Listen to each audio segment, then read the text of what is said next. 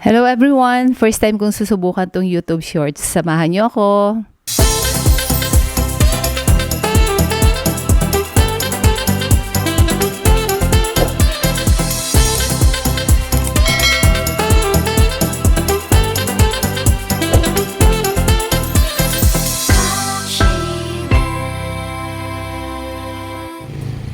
Hello guys! Nung isang araw napadaan kami sa Aguinaldo Highway.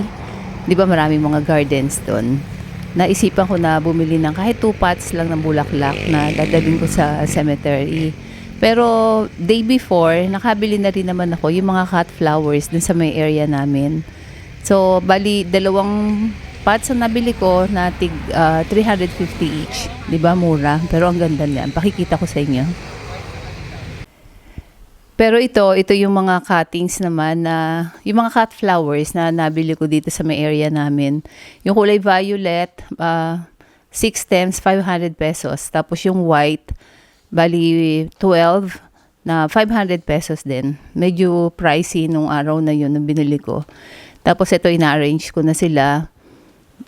Bali itong yellow na to, yan yung nakapat. Tapos yung peach, nakapat din yan. Pero itong white na to, ano siya, cut flower na yan. Tapos ito, yung mga yan naman, yung mga sobra lang dito sa bahay. Yan, ano ko lang yan. Inihalo ko lang para dagdag ganda.